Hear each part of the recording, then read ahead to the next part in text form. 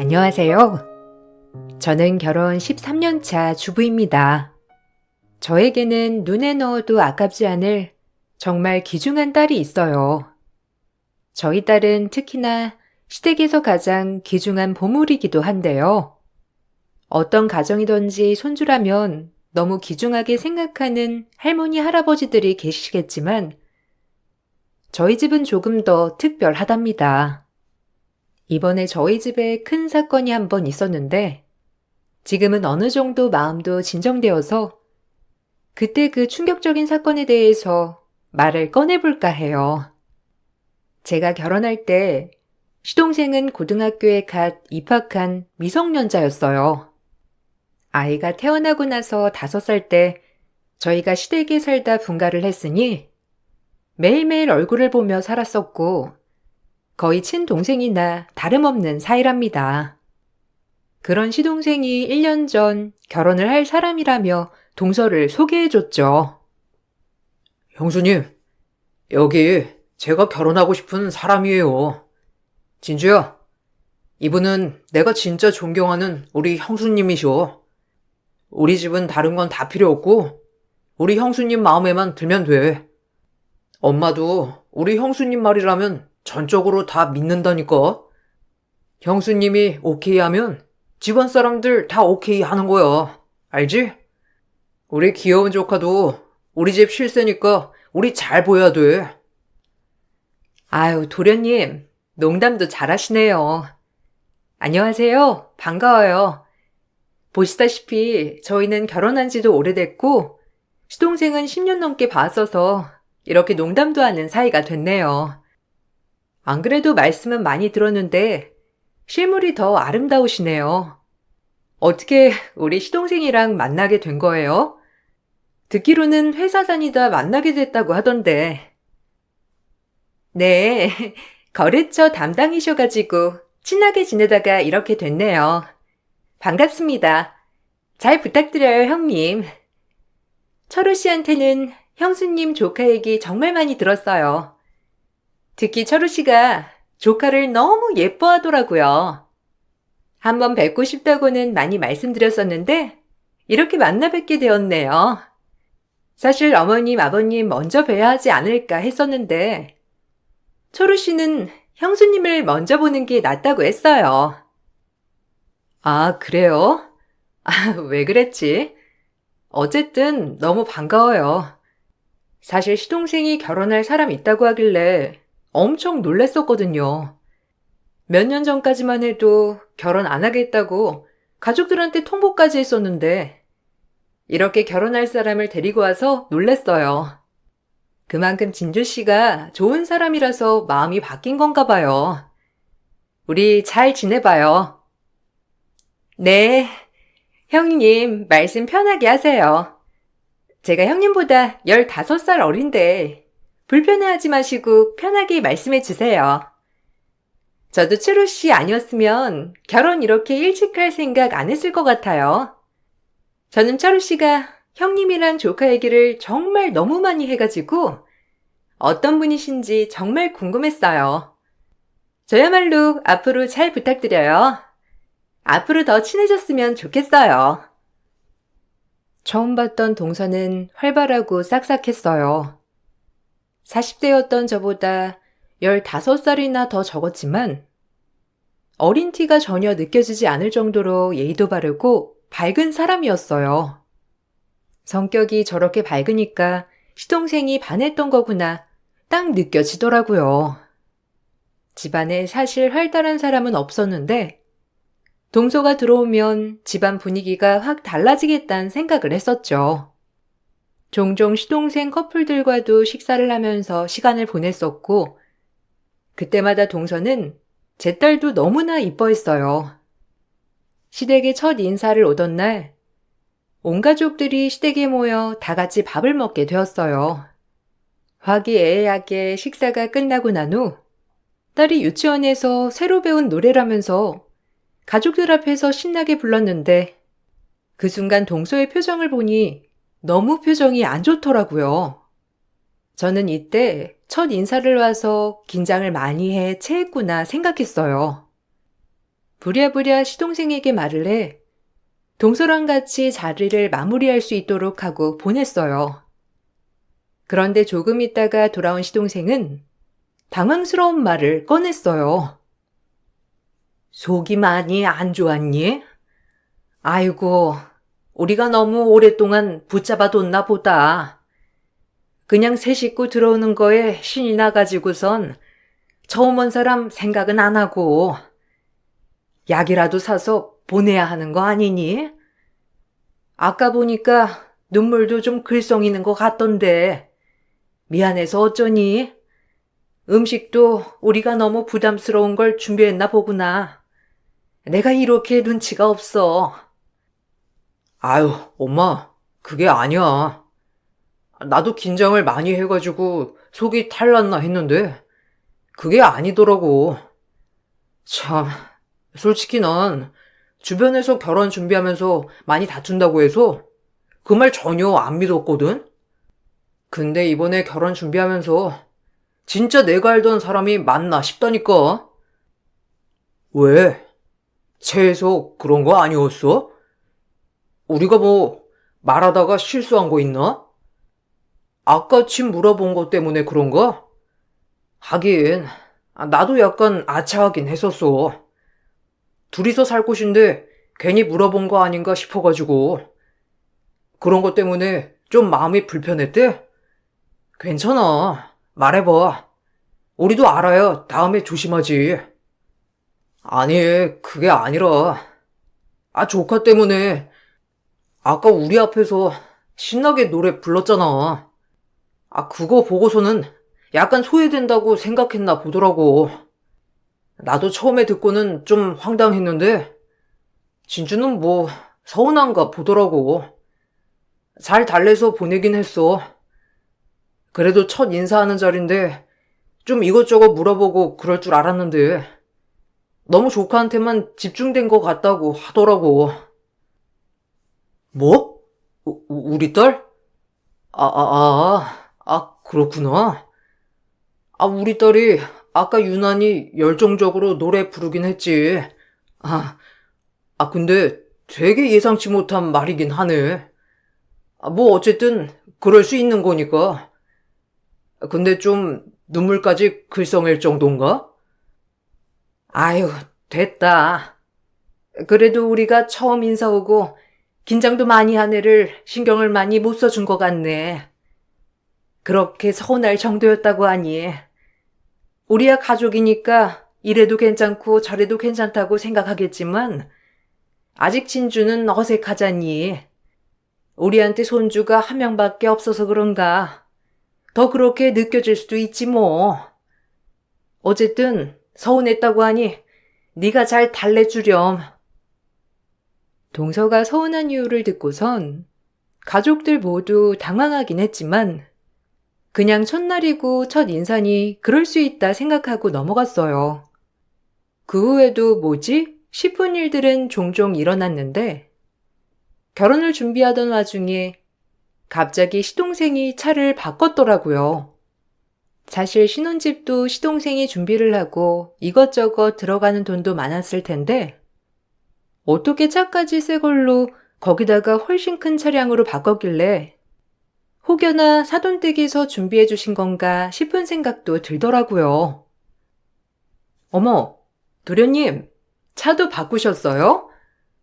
이거 혹시 장인 장모님께서 해주신 거예요?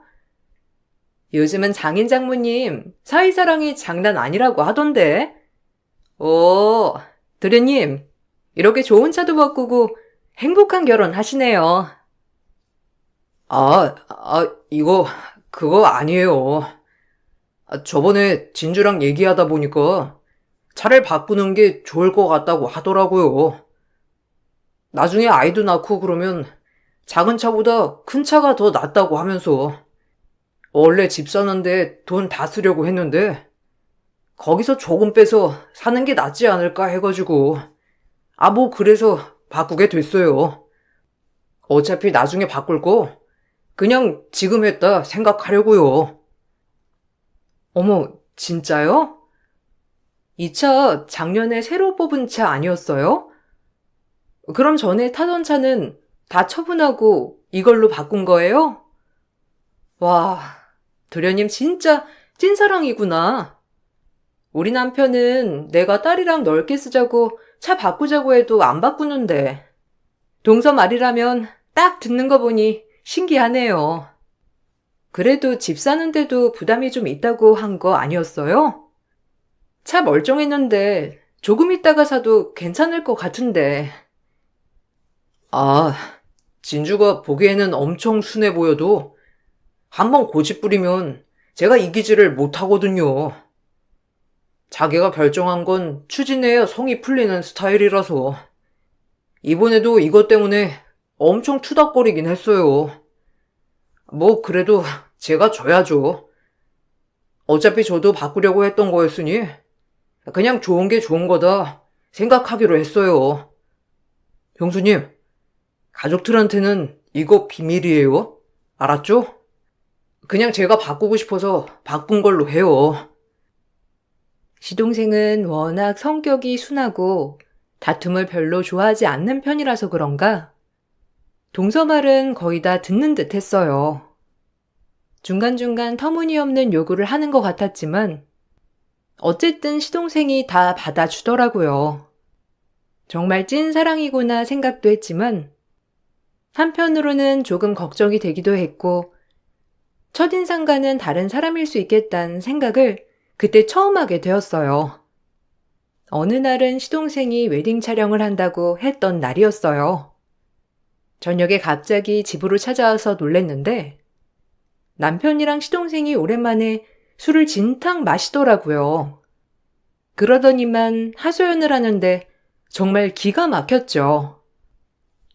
아, 오늘 무슨 일 있었는지 알아요?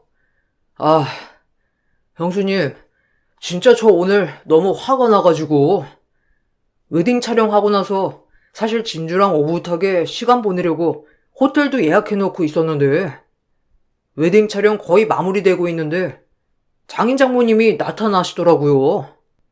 그냥 응원차 오셨구나 했거든요. 근데 옷도 정장이랑 드레스랑 다 갖춰 입고 계시는 거예요. 뭔가 싶었는데 갑자기 가족 사진을 찍자는 거 있죠? 오, 그런 게 있어? 아, 우리 결혼할 때는 진짜 공장에서 찍듯이 촬영했던 것 같은데 요즘은 참 그런 것도 잘 돼 있네. 너는 그런 거 있었으면 우리도 같이 불러서 찍지 그랬어. 솔직히 그렇게 잘 차려입어가지고 가족 사진 찍을 기회 거의 없잖냐. 잘했네 뭐. 근데 왜? 그게 기분이 나빴어? 아, 그게 원래 내가 양가 가족들 힘들면 부모님들 다 같이 불러가지고 사진 찍자고 한 거였거든. 근데 진주가 좀 불편하다고 그냥 우리끼리만 찍으면 안 되냐고 해가지고 그래서 같이 안 하기로 한 거였는데 아, 이렇게 장인 장모님 오실 줄이야 생각도 못했어. 엄청 당황하니까 진주가 기분 나빠서 내내 화만 내고 그거 풀어주려고 사과했는데 장인 장모님도 나한테만 잘못했다고 뭐라 하시니까 나도 그냥 열받아서 나왔지 뭐. 뭐? 아니 어떻게 그렇게 할 수가 있지? 너한테 상의한 건 아니고? 아유, 그건 좀 너무했네. 그래서 열받아가지고 여기 온 거야? 안 그래도 웨딩 사진 어떻게 찍었나 궁금했는데 그런 일이 있었다니 속상하긴 했겠네. 그래서 재수 씨랑은 얘기 다시 안 해본 거야? 아, 몰라. 형수님, 이게 이해가 가요?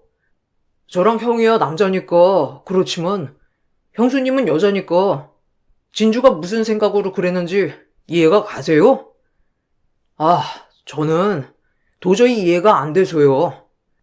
제가 지금까지 맞춰준 것만 몇 갠데 그때도 가족 사진 다 같이 보여서 찍어보자 하니까 싫다더니 이렇게 하는 게 무슨 심보예요? 저는 너무 이해가 안 돼요. 시동생은 이때 일로 파혼까지 생각을 할 정도로 심각했죠. 그렇지만 나중에 동서가 미안하다면서 계속 사과를 했고 사건은 마무리가 되었어요. 처음에는 저와 남편도 황당하고 화도 나기도 했지만 우리는 그냥 가족이니까 그래도 시동생한테 좀 더 치우쳐 편을 들 수 있지 않을까 싶어서 나서서 뭐라고 하지는 않았죠. 그런데 동서가 다시 보이기는 하더라고요. 결혼식이 다가오면서 시모가 저에게 결혼식 하기 전에 받으라며 피부 관리권을 선물로 끊어주신 적이 있었어요. 전부터 동네에서도 인기가 많은 곳이었는데 바로 결제를 해주셔서 너무 감사했죠. 그런데 이걸 어떻게 알았는지 바로 동서가 저한테 연락이 오더라고요. 형님, 혹시 어머님이 피부 관리권 끊어주셨어요? 저 아까 어머님한테 받았는데요. 형님한테도 주신 것 같아서요. 저도 같은 곳 해주신 것 같은데 우리 같이 가요. 혼자 가는 건 좀 민망할 것 같아서요. 형님은 얼마로 해주셨어요? 아, 그냥 10회권으로 주셨어. 어머님께서 많이 생각을 하셨던 모양이야. 안 그래도 동서랑 같이 가면 좋을 것 같다곤 했는데 나는 동서가 좀 불편할 수도 있겠다 생각을 했거든. 괜찮으면 같이 가자. 저야 형님이랑 같이 가면 좋죠. 근데 어머님은 솔직히 이런 거 잘 모르실 줄은 알았지만 형님이니까 제가 편하게 말할게요. 이왕이면 신부한테 좀 더 신부 케어로 집중해서 해주시면 더 좋을 텐데. 그래도 형님이랑 저랑 차별하면 형님이 싫어하실까봐 생각해서 같은 거 해주셨나 봐요. 안 그래도 저 신부 케어 받고 싶어가지고 철우 씨한테 조르긴 했었거든요. 근데 이건 안 해주겠다고 해가지고. 이거 뭐 얼마나 한다고? 그렇죠? 아, 그래? 아, 그러면 일단 같이 가보자. 나는 내가 10회까지 안 받아도 괜찮긴 하거든. 그럼 내가 안 받는 거 동서한테 양도할 수 있는지 보면 되지. 어머님이 그래도 생각하셔서 해주신 건데 내가 오해는 받을게. 그러니 나머지 오해는 동서가 받아.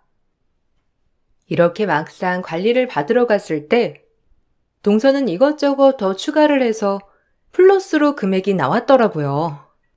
이렇게 나온 금액도 시동생 카드로 시원하게 결제를 했는지 카드 결제가 되니 바로 시동생이 동서에게 연락이 왔죠.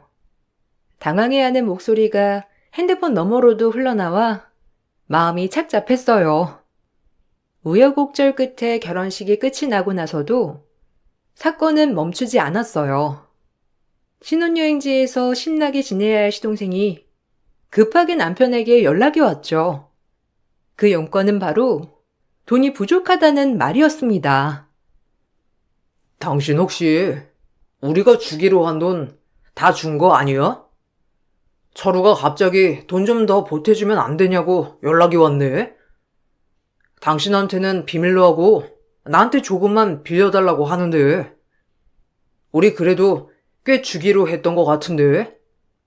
아니 내가 당신 못 믿어서 그런 게 아니라 철우가 이번에 여행 가면서도 선물 사야 된다고 모아둔 돈 중에서 꽤 가지고 간다고 했거든. 근데 모자라다고 하니까 당황스럽네. 어?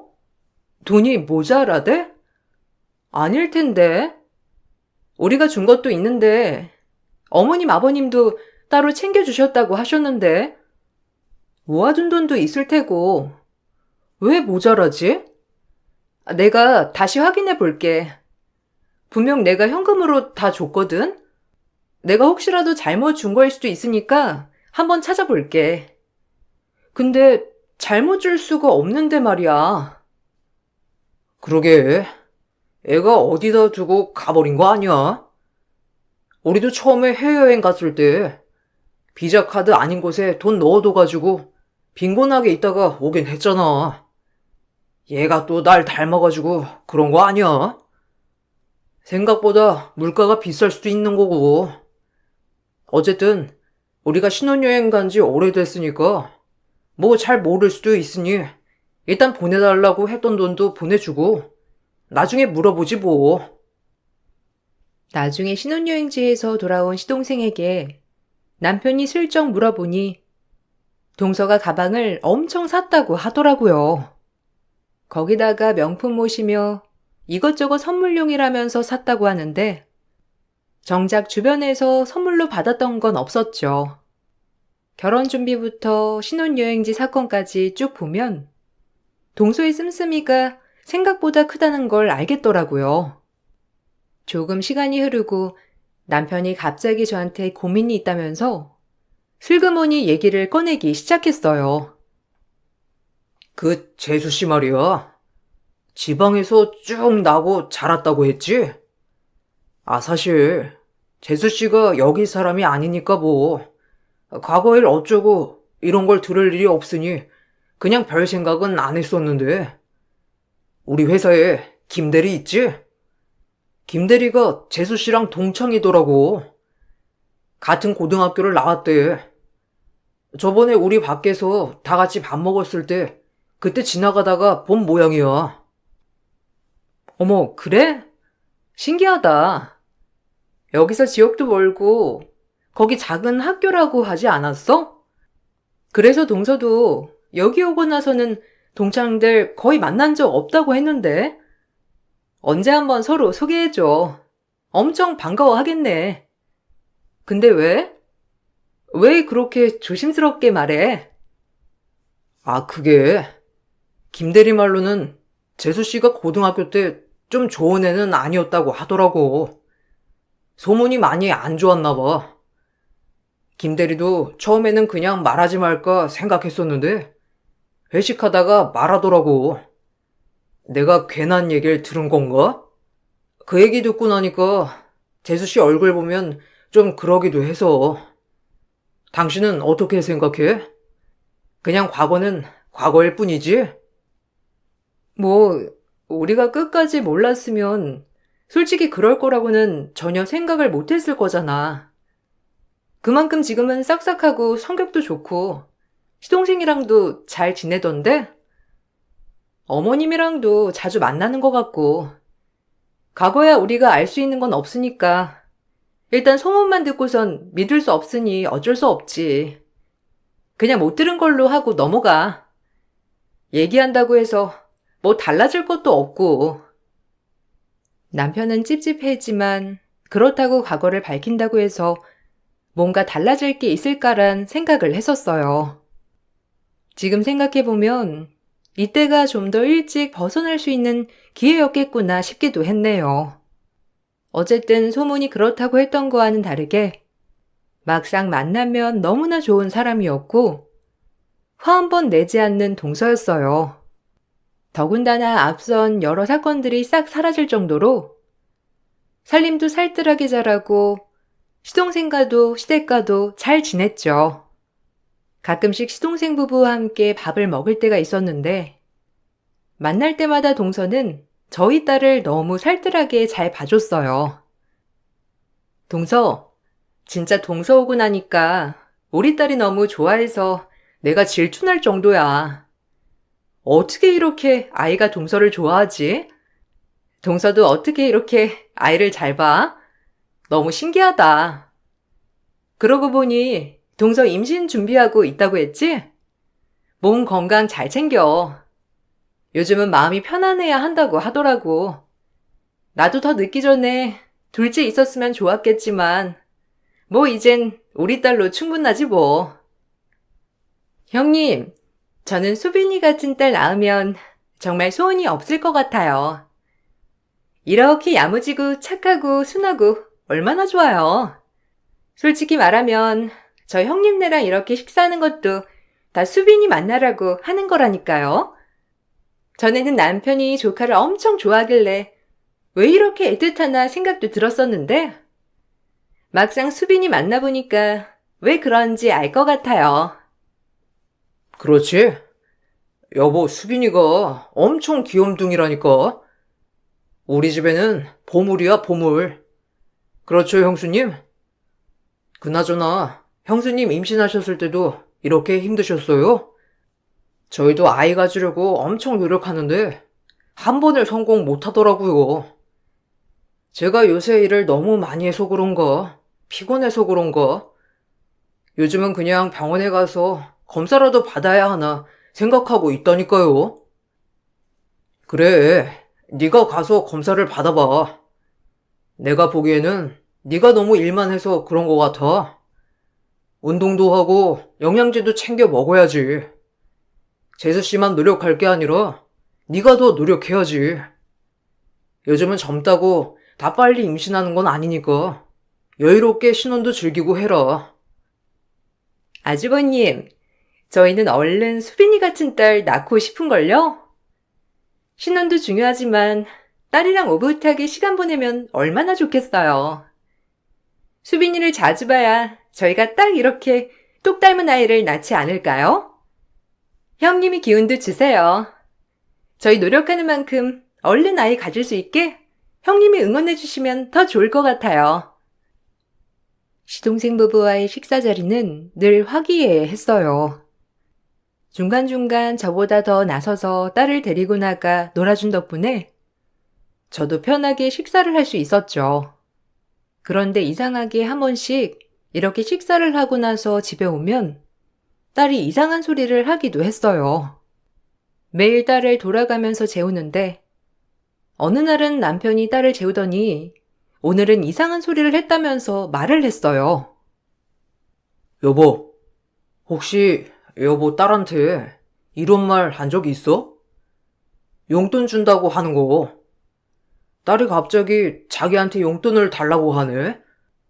자기랑 놀려면 돈을 줘야 한다면서 나한테 돈을 주래. 혹시 여보도 이런 말 들은 적 있어? 아니, 전에는 그런 말 한 번 한 적이 없다가 갑자기 말하니까 이상하네. 혹시 친구들한테서 들은 걸까? 그런 얘기는 한 적이 없는 것 같은데 말이야. 그래? 내일 한번 유치원에 물어볼게. 그냥 친구들 하는 말 흘러가면서 듣다가 잘못 쓰는 거일 수도 있잖아. 그러고 보니 요새 자꾸 이상한 말을 하더라고. 저번에는 내가 재우는데 자기가 귀여운 척 하냐 물어보더라고. 누가 자기한테 귀여운 척 하지 말라고 그랬대. 누구냐고 물어보니까 엄마한테 말하지 말라고 그랬다면서. 아, 주변에서 이런 소리를 많이 듣는 건가? 그러게. 나도 저번에 그런 말 듣긴 했는데 그냥 친구들이랑 장난하면서 들었던 말인가 했거든. 근데 자꾸 말하는 거 보니 심각한가 보다. 나도 물어보니 아빠한텐 말하면 안 된다고 해서 더 이상 안 물어봤어. 나중에 수빈이한테 슬쩍 물어봐야 되겠네. 누가 그런 소리를 하는 거지? 아유, 정말 잡히기만 해봐. 딸이 이상한 소리를 하기 시작하면서 저와 남편은 왜 자꾸 그런 걸까 고민을 했었어요. 그러다가 얼마 안 지나 왜 그런지 이유를 알게 되었어요. 시댁 식구들이 다 같이 모여 식사를 하기로 한 날, 7살 딸은 작은 엄마가 생겼다고 동서 뒤를 졸졸 쫓아다니더라고요. 동서는 딸이랑 놀아주겠다면서 자리를 피했고, 저는 그대로 주방에서 요리를 하다가 딸이 갑자기 조용하길래 슬며시 보게 되었어요. 그런데 동서가 딸에게 몰래 속삭이며 말한 말이 바로 거지야, 10,000원 줄 테니 귀찮게 굴지 마 하더라고요. 전 너무나 당황스러웠고 화가 나 소리를 치려고 했는데 저보다 이걸 먼저 듣고 화를 낸 사람이 있었어요. 바로 저희 시아버지셨답니다. 시부는 크게 호통치며 사생결단을 내셨어요. 이게 어디서 감히 집안 목숨줄을 건드려? 애 밑에 꿇어? 어디다 대고 거지라고 하고 10,000원짜리 들이밀면서 귀찮게 굴지 말라고 해? 새 식구라고 오냐오냐 이뻐해 주니까 이따위 짓을 해? 당장 이 집에서 나가! 너 같은 며느리는 필요 없으니까 당장 이 집에서 나가라고! 어떻게 우리 귀한 손녀한테 그따위 말이나 짓거리고 있어? 얼굴 보기 싫으니 당장 썩 꺼져! 아이고, 아이고, 철용이 아빠, 왜 그래요? 갑자기 왜 소리를 지르고 작은 애한테 왜 나가라고 하는 거예요? 잠깐 진정하고, 작은 애야, 네가 한번 말해봐. 왜? 무슨 일이 있었어? 수빈이가 뭐 실수해서 혼냈니? 아니, 철용이 아빠, 왜 이렇게 화를 내고 그래? 진짜 수빈이한테 거지라고 한 거니? 귀찮게 굴지 말라고 돈 들이밀었던 거야? 아니지? 그게 아니라요. 아니, 전 솔직히 좀 너무 하시잖아요. 아버님, 어머님, 제가 임신하고 아이 낳았어도 이렇게 사랑으로 아껴주셨을 거예요? 제가 손자를 낳아도 어머님, 아버님은 오로지 첫째 손녀만 우쭈쭈 하실 텐데 그거 서운해서 그랬어요. 오늘도 보세요. 애가 이렇게 저만 졸졸 쫓아다니는데 누구 한 명 혼내는 사람 없고 제가 얼마나 불편한지 아세요? 뭐? 수빈이가 너만 언제 쫄쫄 쫓아다녔어? 네가 수저 하나 놓기 싫어서 애 잡고 늘어진 건 아니고? 내가 이 말은 안 하려고 했는데 우연히 네 둘이 노는 거 들었던 적이 있었어. 그런데 너 수빈이한테 뭐라고 그랬니? 귀여운 척 하지 말라고? 이쁜 척 하지 말라고? 가족들이 진짜 너 이뻐서 그런 줄 아냐고 막말하던 거 너 아니었어? 그거 듣고서도 난 내가 잘못 들었는 줄 알았다. 우리 앞에서는 누구보다 수빈이 잘 챙기니까. 근데 오늘 이렇게 듣고 보니 그동안 수빈이가 그따위 말을 들었을 생각하니 내가 억장이 무너져. 당장 내 앞에서 썩 꺼져. 아버님, 제 얘기를 좀 들어보세요. 그게 아니라요. 그냥 제가 생각 없이 한 말이긴 하지만 솔직히 여기 가족들 너무 수빈이만 챙기잖아요. 제가 여기서 가장 새 식구인데 저는 챙겨주시지도 않으시고 늘 수빈이. 저는 새 식구 아니에요? 네가 뭘 얼마나 주목을 받아야 만족하려는지 모르겠구나. 수빈이는 어린아이고 넌 어른이야. 네 말대로 네가 새 식구니 그동안 네가 정한 비싼 식당이며 가게들 우리 군말 없이 싹 다 가서 계산도 했어. 네 형님이 잘 먹지도 못하는 횟집을 기어이 가야만 한다고 고집을 부려 거기까지 갔는데 우리가 그 정도 배려를 해준 건 아무것도 아니었니? 두말할 필요 없고 더 이상 너 같은 며느리 꼴도 보기 싫으니 당장 꺼져. 수빈이는 우리 집 보물이야. 얼마나 귀한 존재인데 네가 이렇게 무시를 해? 이 집에 앞으로 한 발자국도 들어오지 마라.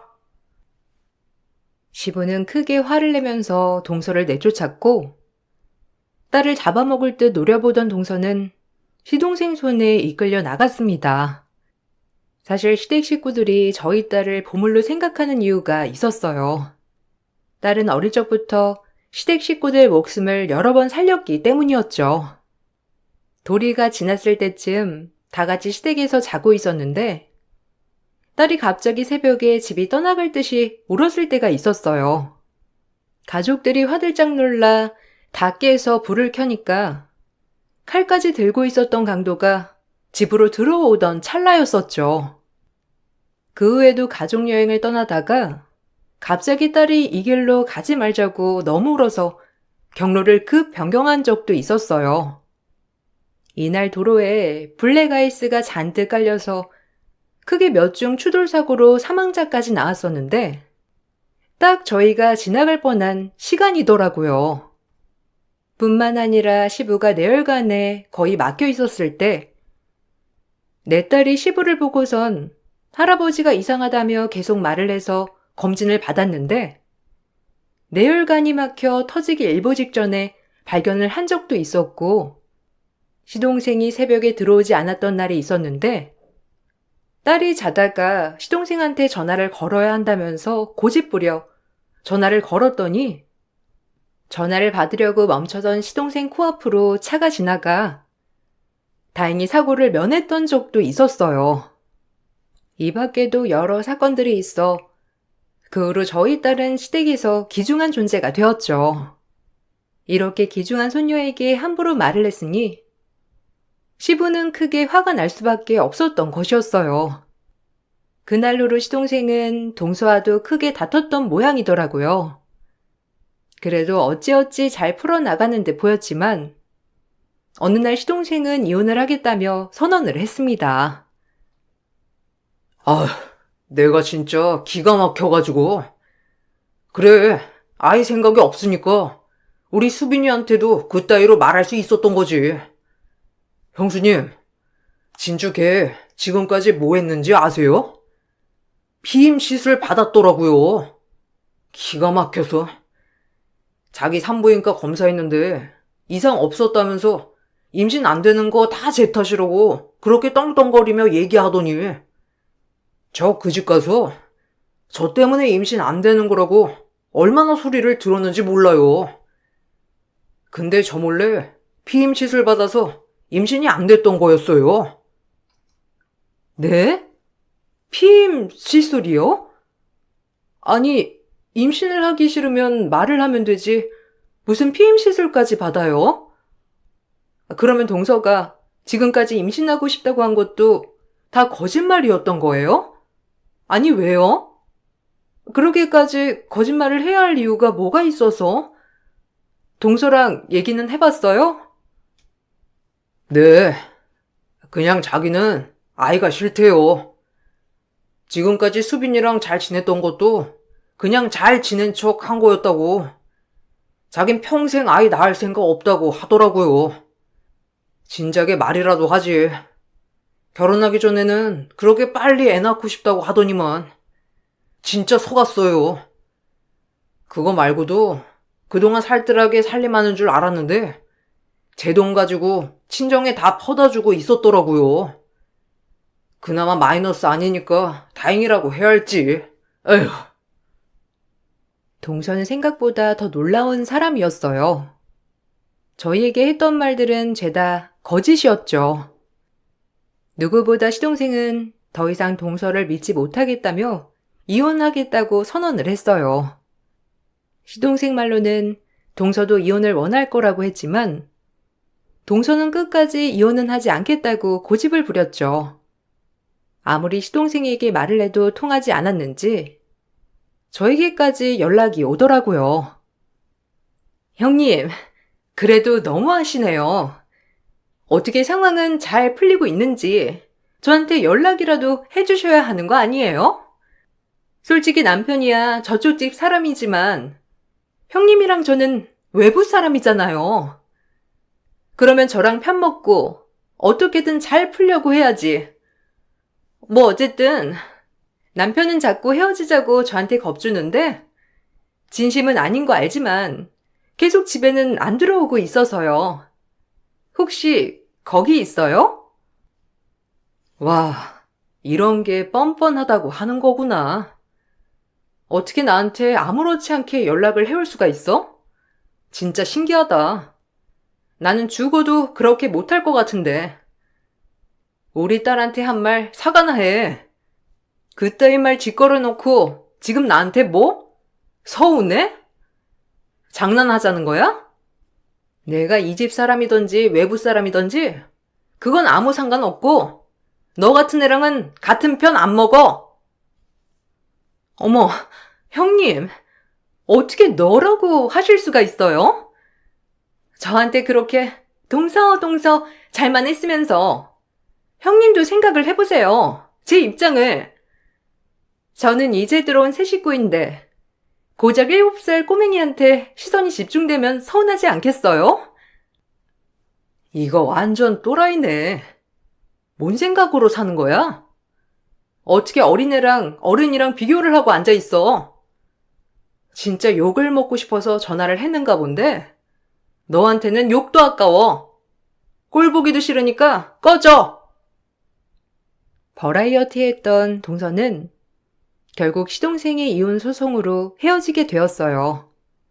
이혼 소송을 하면서 그동안 속이고 피임을 해왔던 것, 재산을 친정에 전달한 것 등등 여러 가지 사유들이 받아들여지게 되었고, 시동생은 위자료를 받고 헤어졌답니다. 처음에는 딸도 조금 불안해하고 마음 아파했지만, 저와 남편뿐만 아니라 시댁 식구들이 딸의 마음을 치유하기 위해 오랫동안 노력했고, 지금은 많이 괜찮아졌어요. 잘 모르는 사람들은 정말 손주 조카 때문에 이혼을 한 거라고 생각을 하시더라고요. 정말 저희가 우리 딸에게 너무 유난인 걸까요? 여러분들의 의견은 어떠신가요? 저희 시댁 얘기를 들어주셔서 모두 감사드려요. 여러분들 곁에는 늘 긍정적이고 좋은 기운을 주는 사람들만 가득하셨으면 좋겠습니다. 안녕하세요. 저는 40대 초반 여자입니다. 최근 몇 달간 저에게 말도 안 되는 일들이 한꺼번에 몰려와 아직까지도 현실을 받아들이는데 많은 어려움을 겪고 있는 중이네요. 어느 날 남편의 정장을 세탁소에 맡기기 위해 안쪽 주머니에 소지품이 들어있는지 확인을 하던 도중 쪽지 하나가 나오길래 펼쳐보니 전화번호 하나가 적혀 있더라고요. 자동차 영업사원이라 여기저기 돌아다니는 지역이 많다 보니 손님의 전화번호일까봐 테이블 위에 올려놓은 뒤 정장을 세탁소에 맡겨 두었어요. 영업사원이라 첫 이미지가 상당히 중요하기 때문에 남편은 옷에 대해 신경을 많이 쓰는 편이었어요.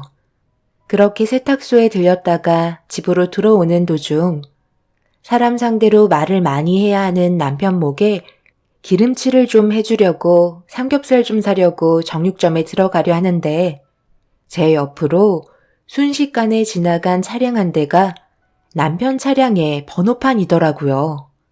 골목길로 들어가길래 삼겹살을 구매한 뒤 골목으로 들어간 곳으로 걸어갔는데 어디로 갔는지 보이지가 않아서 그냥 집으로 들어왔습니다. 동네에서도 영업이 이루어지기 때문에 저녁 시간 맞춰서 들어올 줄 알고 문자 한 통 남긴 뒤 저녁을 준비하고 있었습니다. 그런데 꽤 늦은 시간이 돼도 들어오지 않더라고요. 평소에는 좀 늦을 것 같으면 미리 전화를 주는데 그날은 연락 한 통 없길래 걱정되는 마음에 전화를 걸어봤지만 받지 않았습니다. 남편이 혹시나 영업을 할까봐 방해되지 않게 웬만해선 큰일 아니면 남편에게 전화를 하지 않았어요. 그런데 시간이 점점 늦어질수록 제 마음은 불안해지기 시작했고 혹시라도 문제가 생겼을까봐 걱정하고 있는데 때마침 남편이 현관문을 열고 집으로 들어왔네요. 그제서야 마음이 놓였고 남편은 아무렇지도 않은 듯 저녁은 먹었냐며 많이 피곤한 듯 소파에 털썩 주저앉았습니다. 오늘 무슨 일 있었어? 아니면 영업하는데 문제가 좀 생긴 거야? 전화도 안 받고 있길래 얼마나 걱정했는데. 아까 밖에서 당신 저녁에 삼겹살 좀 구워주려고 정육점에 들리려고 했는데 내 앞으로 순식간에 지나쳐서 골목길로 들어가더라고. 얼굴 좀 볼 수 있을 줄 알았는데 어디로 갔는지 모르니까 일단 집으로 들어왔지. 그리고 아까 세탁소에서 정장 맡겼는데 주머니에 전화번호가 적힌 쪽지 하나가 있더라. 손님 전화번호인 거야? 테이블 위에 올려놨으니까 잘 챙겨. 당신밖에 없네. 고마워. 오늘 마지막 손님이 나랑 꽤 오래 거래하셨던 분이라 친분이 좀 있는데 아까 목욕탕 좀 같이 가자고 그래서 잠깐 다녀온다는 게 나와서도 술 한잔 하다 보니까 당신한테 연락할 시간이 없었어. 그래도 차 한 대 계약은 달성했네. 이번 달도 실적 좀 되겠어. 그분이 그래도 나를 좀 신경 써주시는 분이라 이번에 지인분들 것도 알아봐달라고 하시길래 내일도 아마 정신 없을 거야. 만약 연락하지 못하면 당신 먼저 저녁 먹고 쉬고 있어. 늦어지면 문자라도 한 통 남겨두도록 할게. 오늘은 내가 너무 피곤해서 일단 저녁은 당신 혼자 먹어야 할 것 같은데 괜찮지? 우리 딸 아인이는 언제 잠든 거야? 내가 요즘 너무 바빠서 놀아줄 시간도 없네. 이번 주 주말에 시간 되면 놀이공원이라도 갈까? 그럼 나야 좋지만 당신이 많이 피곤할까봐 그렇지. 아이니도 아빠 언제 오냐고 칭얼거리다가 겨우 잠들었어. 남편은 아빠를 기다리다 지쳐 잠들어버린 딸의 얼굴을 한번 확인한 뒤 방으로 들어가 쓰러지듯 누워 잠이 들어버렸습니다. 매일 가족을 위해 바쁘게 살아왔던 남편의 모습을 보니 불쌍하면서도 안쓰럽게 느껴졌어요. 아무것도 없이 시작해서 30평대 자가집을 장만할 만큼 정말 많이 노력해 왔었죠. 저 또한 프리랜서로 일을 해오면서 일과 육아를 병행하며 최선을 다해 가정을 꾸려왔고 좋은 결과를 가져올 수 있었습니다. 저희 부모님께선 땡전 한 푼 없는 남편과의 결혼을 처음에는 반대하셨지만 저와 열심히 살겠다는 의지를 보여준 남편은 결혼을 허락받을 수 있었어요. 그리고 그때부터 성공하겠다는 일념 하나로 안정적인 가정을 꾸려나갈 수 있었죠. 처음에는 이것저것 많은 일들을 해오면서 남편과 맞지 않은 일들 때문에 퇴사를 밥 먹듯이 했지만 어느 날 차량 영업사원의 모습을 보고 의욕이 생겼는지 그때부터 자동차 판매 영업사원에 뛰어들었었죠. 자기가 원하는 일이라서 그런지 매일 일하는 모습은 즐거워 보였고 그런 모습들이 손님들도 어느 정도 영향을 받고 있었는지 판매 실적과 직결되고 있었습니다. 그렇게 되자 저희 부모님께서도 남편을 인정해 주시면서 엄마는 시간이 날 때마다 사위의 건강을 생각해 꽤 많은 음식들을 준비해 주셨었죠.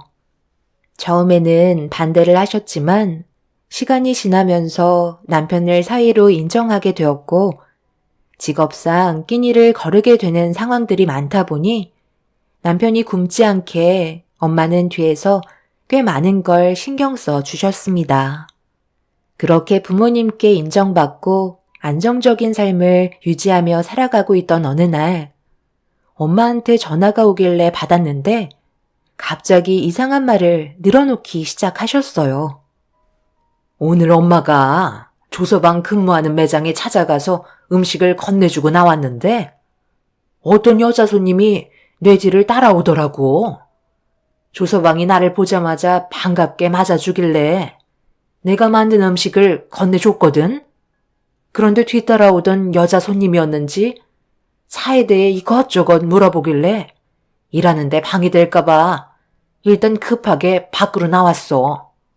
조서방이 나중에 전화한다고 하길래 그렇게 집으로 돌아가려는데 마트에서 음료라도 좀 사서 주고 가는 게 좋을 것 같아 탄산음료 몇 개 사서 매장에 두고 가려 하는데 조서방이 글쎄 내 뒤를 따라왔던 여자와 손을 잡고 서로 시선을 주고받으면서 대화를 하고 있더라고. 누가 봐도 연인 사이 같은 모습을 하고 있길래 너무 놀란 나머지 매장 문 앞에다 음료만 놓고 집으로 돌아왔거든. 조서방이 영업하는데 그런 식으로 하진 않을 거 아니야. 좀 전에 봤던 모습이 너무 당황스럽기도 했었고 놀란 나머지 그 자리를 급하게 벗어나긴 했는데 집에 돌아와서도 계속 신경이 쓰이네. 네가 매장에 가서 어떤 상황인지 확인 좀 해보는 게 좋겠어. 엄마가 잘못 보셨겠죠. 그이가 그런 식으로 가볍게 행동할 사람은 아니에요. 분명 엄마가 오해할 만한 상황이 있었을 거예요. 생각해 보세요. 여러 손님들이 오는 자동차 매장에서 동네 사람들도 그이가 유부남인 걸 다 알고 있는데 엄마 말처럼 그렇게 행동하는 건 당연히 말도 안 되는 상황이죠. 멀리에서 지켜보셔서 잘못 보셨을 확률이 높아요. 어차피 조금 있다 찬압 가지러 가야 하니까 매장에 들리도록 할게요. 요즘 엄마 건강이 너무 허해졌나 보다. 조만간 저희 좋은 데 가서 몸보신 좀 하고 오는 게 좋겠어요. 그이는 걱정하지 말고 푹 쉬고 계세요. 나중에 다시 연락드리도록 할게요. 저는 흥분한 엄마를 진정시킨 뒤 전화를 끊었는데 엄마의 말을 듣고 난 이후부터 뭔가 찝찝한 마음을 지울 수가 없어서 급하게 매장으로 달려갔어요. 가는 동안에도 엄마가 두 눈으로 보셨던 것들을 착각이라고 생각하고 싶었어요. 그렇게 한참을 달려 남편이 일하고 있던 자동차 매장에 도착을 했는데 창밖에서 남편이 컴퓨터 앞에 앉아 전화 통화를 하고 있었습니다. 일단 엄마가 말한 여자는 없는 것 같아 차를 주차하고 매장 안으로 들어가려 하는데 그 순간 눈앞에 펼쳐진 충격적인 모습은 제 몸을 굳어지게 만들었고 입을 다물지 못할 정도로 남편의 행동들을 받아들일 수 없었네요. 남편은 엄마가 정성껏 만들어주신 산의 진미 음식들을 펼쳐놓고 처음 본 여자를 자기 무릎 위에 앉혀놓은 뒤 음식들을 함께 나눠 먹고 있었습니다. 그리고 서로가 주고받고 있는 눈빛은 누가 봐도 정말 연인 사이 같아 보였어요. 도대체 이게 무슨 상황인지 몰라 아무것도 못한 채 둘이서 좋다고 웃고 떠들며 즐기고 있는 모습에 화가 머리끝까지 차올라 매장 안으로 뛰쳐 들어가 남편의 머리 끄덩이를 잡고 난리치려 하는데 매장 안에 있던 화장실에서 충격적이게도 시모가 걸어 나오셨어요. 그리곤 저희 남편과 처음 본 여자가 서로 애정행각을 나누고 있는데 신경도 쓰지 않은 채 엄마가 만든 음식들을 맛보며 남편과 여자의 모습을 보고 흐뭇한 표정을 보이고 계셨죠. 너무 순식간에 일어난 일이라 숨죽일 수밖에 없었고 눈앞에 펼쳐진 광경들을 전부 촬영한 다음 현장에서 벗어나려 하는데 남편이 손님의 전화를 받았는지 분주하게 움직이기 시작했고 시모와 여자는 남편의 차량에 올라탔습니다. 그 모습을 몰래 지켜보고 있는데 남편은 전화 통화하느라 정신이 없었는지 다행히 제 차량을 발견하지 못했어요. 그런데 뒷자리에 타고 있던 시모가 차에 올라탄 남편에게 충격적인 한마디를 뱉었고 그 말을 듣는 순간 그 자리에서 털썩 주저앉고 말았네요. 시모는 내연녀에게 임신 8주 차인데도 입덧 하나 없다고 신기해하며 대화를 주고받고 있었어요. 처음 본 여자의 뱃속에 아이가 8주 차나 되었다는 시모의 한마디는 남편과 그동안 쌓아왔던 모든 것들을 한순간에 무너뜨리게 만들었죠. 그런데 남편은 갑자기 차에서 내리더니 매장 안에 있던 엄마가 만든 음식들을 챙기더니 차에 다시 올라탔고 배를 쓰다듬고 있던 여자의 입에 손수 넣어주며 세상 모든 걸 다 가진 것 같은 얼굴로 행복해하고 있었습니다. 그렇게 남편의 차가 출발하는 모습을 숨죽여 지켜보면서 결국 그 자리에 눈물을 쏟아내고 말았습니다. 앞으로 어떻게 해야 될지 몰라 온갖 생각들이 머릿속을 스쳐 지나갔는데 제일 걱정됐던 건 아무래도 한창 이쁜 짓을 많이 하는 제 딸이었어요. 맨날 아빠를 그리워하고 있던 딸이 받을 상처를 생각하니 가슴이 찢어질 정도로 너무 괴로워 숨조차 쉬기 힘들 정도로 눈앞에 펼쳐졌던 상황들을 받아들이기가 어려웠습니다.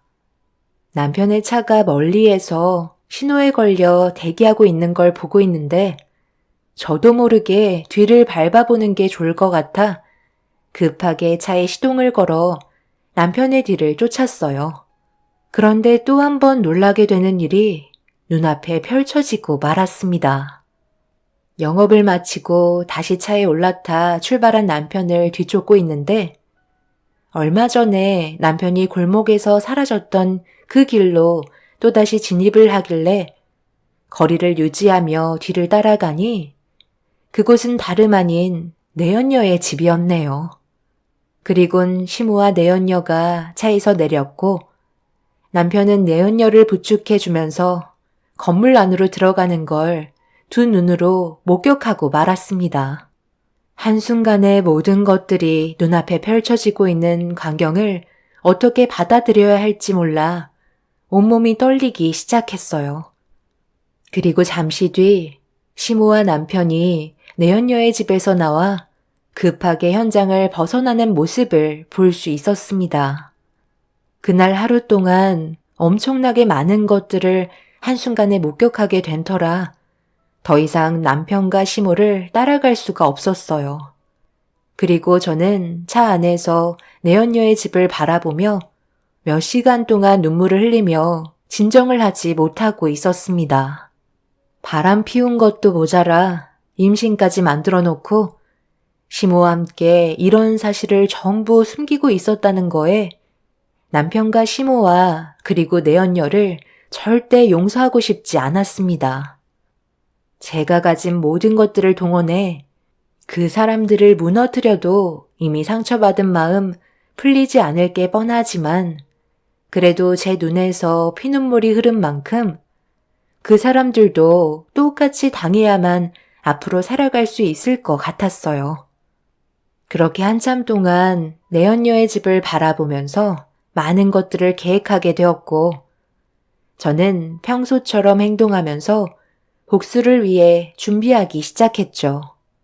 엄마에게는 그냥 손님이었다고 대충 둘러댄 뒤 그날 이후 꽤 오랜 기간 동안 남편 몰래 증거물을 확보한 뒤 제가 두 눈으로 목격하고 들었던 모든 것들을 터뜨리기 위해 기회를 엿보고 있는데 엄마가 저희 집에 찾아와 조서방이 요즘 일이 너무 바빠서 그런지 기력이 많이 딸려 보인다면서 정성이 가득 담긴 사내 진미의 음식들을 준비해 오셨길래 제가 대신 전달해 주겠다고 얘기한 뒤 남편의 자동차 매장을 찾아가게 되었습니다.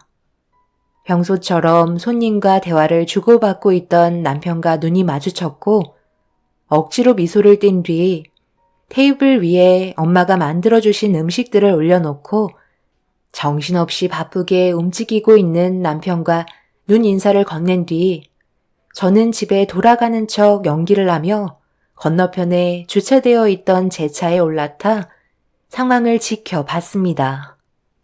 남편은 그 사이 누군가와 통화를 시작했고 잠시 뒤 내연녀와 시모가 서로 팔짱을 낀 채 백화점에 다녀왔는지 양손에는 쇼핑백이 들려 있었네요. 남편은 손님이 없는 틈을 타 저희 엄마가 만들어주신 음식들을 세팅하고 있었고 시모와 내연녀가 자리에 앉아 찬압 뚜껑을 여는 순간 시모는 제가 준비한 물건 하나를 발견했는지 손에 쥐어들더니 잠시 뒤 시모는 내연녀의 머리끄덩이를 사정없이 잡으며 난리를 치고 말았습니다. 그리고 주변을 살피던 시모 앞에 제가 나타났네요. 제가 못 올 때 온 것도 아닌데 다들 뭘 그리 놀라고 그래? 어머님이 저 여자의 머리채를 잡았다는 건 모든 내용을 들었다는 건데 이제 어쩌실 거예요? 저놈은 하라는 영업은 안 하고 다른 여자와 이중으로 살림을 차렸는데 그걸 제가 알아버렸네요. 그런데 그걸 어머님은 좋다고 받아들여 주셨고요. 그런데 왜 머리끄덩이를 잡으셨어요? 임신한 몸인데 그러다 유산되면 어쩌려고요? 너 언제부터 알고 있었던 거야? 그동안 우리 뒷조사하고 다녔던 거니? 그래서 이제 어쩌려고? 내 아들과 이혼이라도 하겠다는 거야? 사람은 누구나 실수할 수 있다. 이 정도에 가지고 지금까지 힘들게 일궈놓은 가정을 깨트릴 생각은 아니지? 좀 더 신중하게 생각해라. 아이니가 너 이혼하면 얼마나 큰 상처를 받겠어? 네가 이 사실들을 알기 전에 내가 먼저 수습하려고 계획하고 있었단다. 너는 심히 말을 들어야지. 내 속은 그동안 어땠는지 아니? 매일 불안한 마음 가지고 두 발 뻗고 잔 적 단 한 번도 없었다. 그런데 이런 사실을 밝혀줘서 정말 고맙구나. 지금부터는 내가 알아서 처리할 테니까 너는 그냥 뒤에서 구경만 해라. 우리 집안 문제 밖으로 새어나가지 않게 해줄 수 있는 거지? 왜 그렇게 해야 되는 건데요? 이미 온 동네가 벌써 어머님과 저 사람이 저지른 인간 이하의 행동들이 전부 다 퍼지고 있을걸요? 임신이라고 했던 저 여자가 임신이 아니라는 걸 알게 되시니까 그동안 어머님을 가지고 놀았다는 거에 화가 많이 나셨나 봐요. 그동안 다들 나 몰래 연기하면서 가지고 논 건 미안하지 않았나 봐. 내가 받은 상처는 아무렇지도 않고 어머님이 저 여자한테 받은 배신은 엄청나게 큰 상처로 오셨어요. 제가 이런 것들을 알아내기까지 쏟아부은 시간과 정신적인 고통이 얼마나 컸는지 아세요? 저 인간은 하라는 영업은 안 하고 꽃뱀한테 넘어가서는 영업을 당하고 있는데 제 속이 어떨 것 같아요? 여보, 내가 미안해. 정말 잘못했어. 모든 걸 솔직하게 얘기할게. 처음에 차를 한 대 구매하고 싶다고 해서 몇 번 상담을 간 적이 있었는데 이 여자가 나한테 꼬리를 치더라고. 그런데 내가 그걸 강하게 뿌리치고 그만 나왔어야 했는데 나도 모르게 이미 이 여자한테 푹 빠져버렸고 해선 안 될 행동까지 저질러 버렸어. 그런데 갑자기 임신했다며 눈물을 흘리면서 매장으로 찾아왔는데 그 상태에서 내가 할 수 있는 거라곤 저 여자의 비위를 맞춰주는 것밖엔 없었다고. 그렇게 하지 않으면 이 사실을 온 가족한테 알리겠다는데 내가 그걸 어떻게 감당할 수 있겠어? 그래서 지금까지 끌려다녔던 것뿐이야. 임신 테스트기에 두 줄이 되어 있는 걸 보여주는데 그땐 정말 하늘이 무너지는 줄 알았어. 가볍게 잠깐 만나고 끝내려 했던 거지. 이런 식으로 상황을 악화시키려고 한 건 아니라고. 정말 미안해.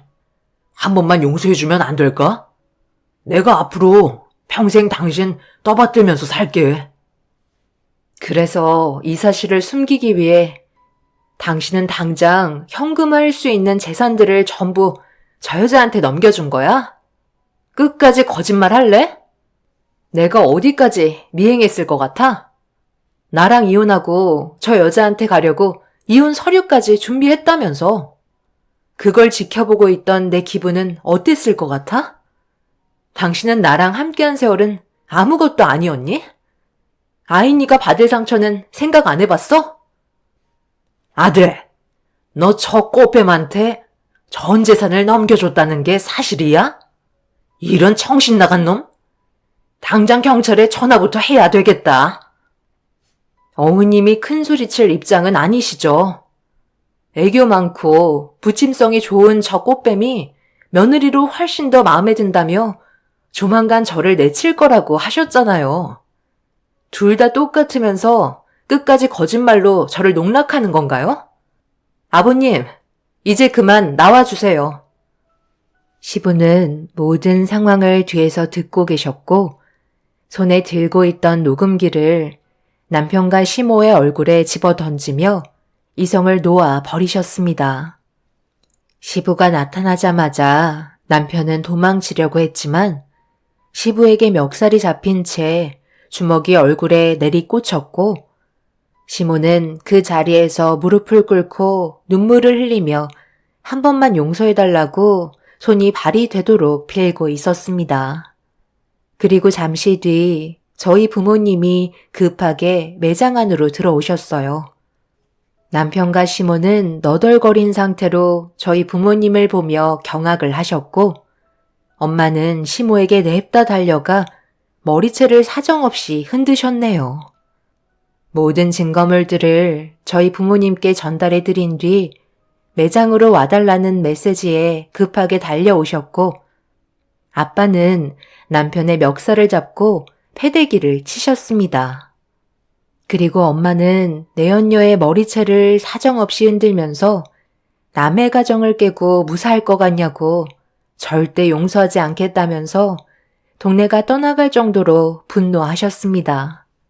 이런 상황 속의 남편은 자신의 잘못이 얼마나 큰 불행을 불러일으켰는지 뒤늦게라도 깨달을 줄 알았는데 충격적이게도 모두가 달려들어 남편에게 화를 내서 그런지 오히려 저희 가족들에게 화를 내면서 막말을 퍼붓기 시작했어요. 내가 이런 말까지 안 하려 했는데 어떻게 살면서 한 여자만 만날 수 있어요? 영업하면서 주위에서 보니까 정말 수없이 많은 사람들이 전부 새끼치고 있던데 저도 한 가정만 보고 사는 게 너무 미련한 행동 같아 결혼 생활 말고 연애 좀 해보려고 했습니다. 그게 뭐 잘못됐나요? 저도 남들처럼 자유롭게 살고 싶었던 것 뿐이라고요. 이왕 이렇게 된 거 이제 그만하겠습니다. 당신 나랑 이혼해줬으면 좋겠어. 나는 이 사람이랑 새롭게 시작할 거야. 그동안 나한테 얼마나 잘해줬는지 알아? 내가 왜 밖으로 돌았겠어? 당신이 나를 충족시켜주지 못하니까 밖으로 돌게 된 거라고. 아내로서 가정을 위해 충실했다고 말하지 마. 당신은 하나만 알고 둘은 몰라. 내가 그동안 얼마나 힘들게 여기까지 올라왔는데 그리고 그 기간만큼 외로운 날들이 수도 없이 많았었다고. 그런데 이런 내 마음을 어루만져준 게 이 사람이야. 그래서 지금 나랑 이혼하겠다고 큰 소리 치는 거야? 아직까지 뭘 잘못했는지 전혀 파악하지 못하고 있는 거네? 당신은 정말 이기적이구나. 어떻게 혼자만 생각해? 여자인 나는 안 힘들 것 같아? 맨날 다른 집에 들어가 웃음 팔면서 정수기 한 대 사달라고 애원을 하는 내 심정 당신이 뭐라는데? 학교 애들이 아이니한테 뭐라고 했는지 알아? 내가 물장사하는 엄마라고 놀려댔대. 그런 말을 듣고 그동안 얼마나 많은 눈물을 훔치면서 지금까지 버텨왔는데 집안의 가장이라는 사람이 다른 사람들이 불륜을 저지른다고 똑같이 그 길을 걷고 있어? 내가 원하는 것도 이혼인데 잘 됐네. 저 더러운 꽃뱀한테 거지가 될 때까지 물려 뜯겨봐야 정신 차리지? 2번 다시 우리 가족 앞에 나타날 생각 하지 마. 남편의 행동들이 저에게 너무 큰 실망을 안겨주었어요. 용서를 구해도 모자랄 판에 힘들게 모아둔 재산까지 전부 다 꽃뱀한테 넘겨줘 놓고서 오히려 큰 소리치는 남편은 이미 저에게 마음이 떠난 상태였습니다. 한 여자한테 정신이 팔려 집안을 무너뜨리게 될 거라곤 전혀 상상하지 못했었는데 이런 일이 생기게 되니 제 마음은 걸레처럼 너덜거리게 되었네요. 시모는 모든 상황을 다시 바로잡고 싶었는지 저에게 손이 발이 되도록 빌었지만 이미 엎질러진 물이었고 절대 용서해주고 싶은 마음은 없었습니다. 내연녀가 임신했다고 했을 때 저를 내치려고 생각했었으면서 임신이 아니라는 사실을 알게 되니 그제서야 후회가 밀려왔는지 손해보게 될 것들이 많아지자 무슨 수를 써서라도 제자리로 돌려놓고 싶어 하셨어요. 사부인 정말 죄송합니다. 이 못난 어미 때문에 자식놈이 저렇게 되어버렸네요. 바로잡을 수 있는 기회를 한 번만 주신다면 평생 잘못을 뉘우치며 살아가도록 하겠습니다. 며느리가 제 마음에 차지 않았던 건 사실입니다. 딸 하나 낳아놓고 둘째는 가지려 하지 않으니 제가 너무 서운했던 나머지 아들이 잘못된 길을 걸어가고 있는데도 저 여자가 임신했다고 했을 때 내심 아들일지도 모른다는 생각 때문에 저도 모르게 아들의 편을 들어주게 되었네요. 뒤늦게 바로 깨달았으니 제발 한 번만 용서해 주시면 안 될까요? 어떻게 해야 저희를 다시 받아주실 수 있을까요? 시키는 건 뭐든 다 하겠습니다. 그럴 필요 없습니다. 그동안 열심히 살기 위해 뛰어다니는 사이가 안쓰러워 내 시간 버려가면서 몸에 좋은 음식 해다 먹였는데 모두를 속이고 뒤에서 호박씨나 까고 있었다는 걸 생각하면 저희 집안을 지금까지 어떻게 보고 있었는지 안 봐도 눈에 훤하네요. 용서는 없을 테고 법적으로 처리하도록 하겠습니다. 그리고 조서방이 지금 저희한테 나타내는 태도를 보면 잘못을 뉘우치고 있는 모습이 전혀 없잖아요. 이미 저 여자한테 재산을 넘겨줄 정도면 내 딸에게는 마음이 떠난 상태인데 받아줘봤자 저희 가족은 불행만 있을 뿐입니다. 오늘 이 시간 이후로 2번 다시 마주치는 일이 없었으면 좋겠네요. 엄마의 말을 끝으로 저희는 시댁지방과 내연녀를 상대로 현재 법적인 절차를 진행 중에 있습니다. 남편은 아직까지도 자신의 잘못을 인정하지 않고 있는 중이네요. 이런 상황들이 참 답답할 뿐입니다. 제 딸에게는 이런 상황을 아직 알리지 않았어요.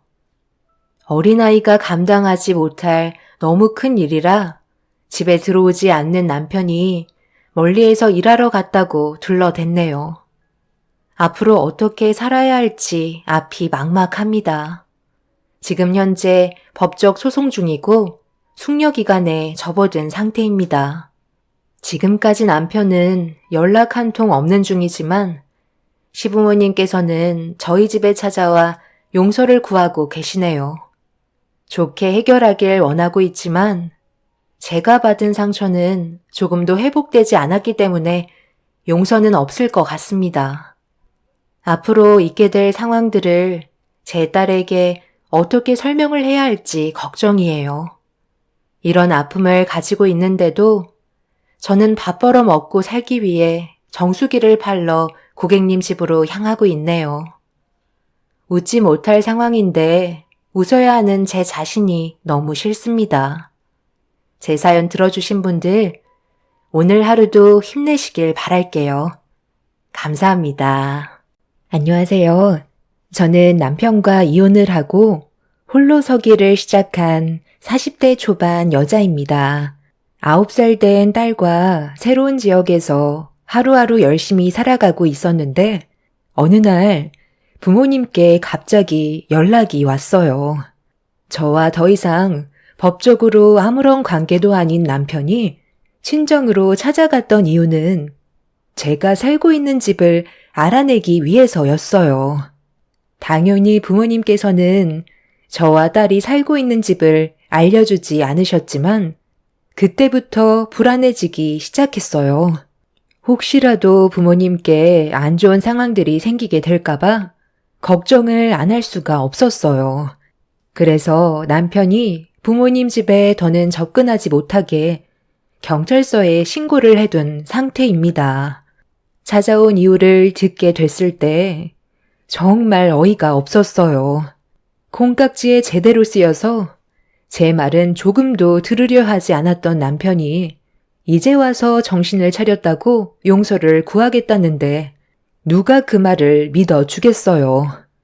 과거의 일은 제 머릿속에서 지워지지도 않았는데 다시 합치려는 모습이 너무 뻔뻔해 보였어요.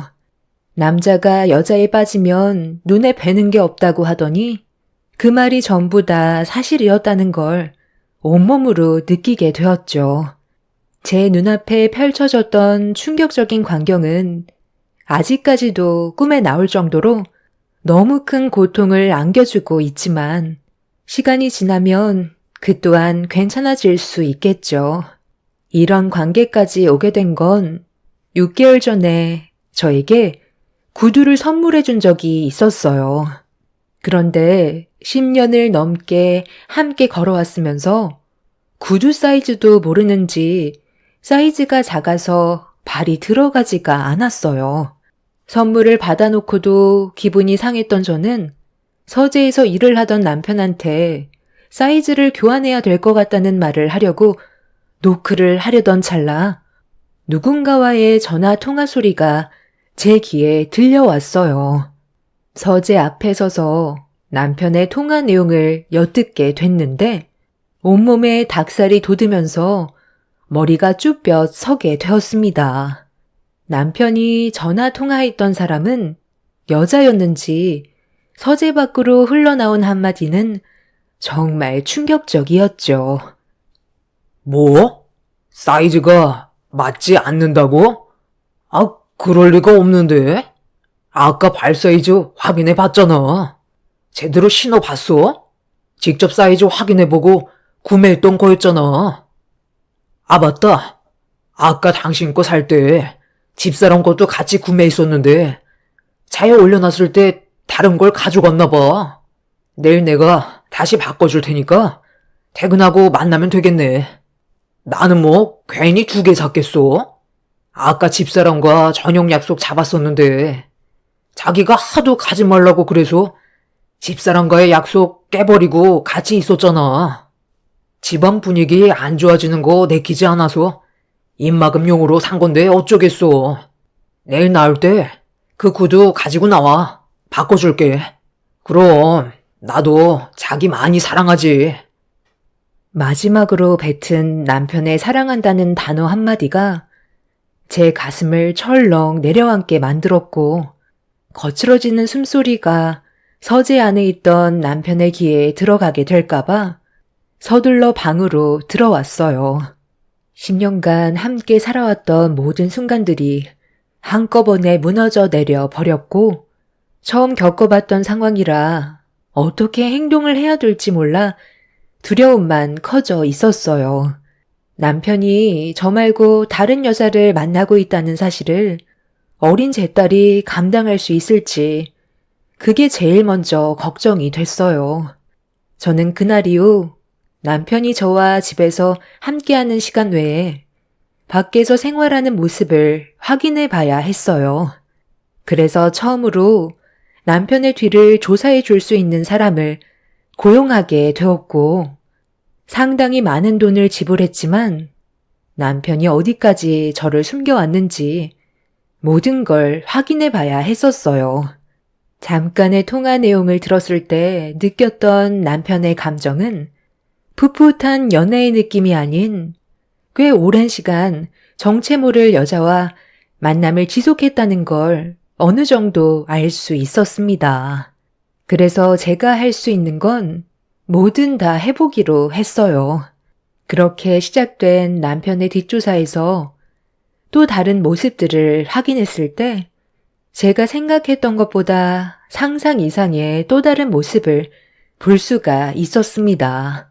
남편의 실수 한 번이 제 삶을 송두리째 바꿔 놓았고 숨이 막혀서 호흡곤란 증상까지 오게 되었죠. 하필 그날은 창밖에 한방눈이 내리고 있었는데 남편은 저에게 한 통의 문자를 보내왔어요. 눈이 많이 와서 차가 막힌다며 좀 늦을 것 같다고 저 먼저 자고 있으라는 문자였습니다. 저는 이미 남편이 문자를 보내기 전에 퇴근을 하고 어디를 가고 있는지 전부 보고받고 있었기 때문에 저를 속이고 있다는 걸 알고 있었습니다. 외도를 하고 있다는 사실을 전혀 모르고 있었다면 남편이 혹시 집에 들어오는 길에 사고라도 날까봐 걱정되는 마음에 문자를 보냈을 테지만 이미 모든 걸 알아버린 저는 더 이상 연락을 하지 않았어요. 그렇게 늦은 새벽 시간이 되어서야 집에 들어온 남편은 제가 뒤를 지켜보고 있다는 걸 전혀 알지 못한 상태에서 안 자고 있었냐며 말을 붙여왔어요. 당신 아직 안 자고 있었어? 아, 나 기다리고 있었던 거야? 먼저 자라니까. 눈이 너무 많이 와서 생각했던 것보다 차가 많이 막혀서 오는 길에 너무 피곤해서 차에서 잠깐 쉬다가 왔어. 오늘 별일 없었지? 당신도 이제 그만 들어가서 자. 난 서재에서 잠깐 일 좀 마무리하고 잘게. 아, 운전을 오래 했더니 몸이 쑤시네. 당신 회사가 집에서 부산 정도 되는 거리니?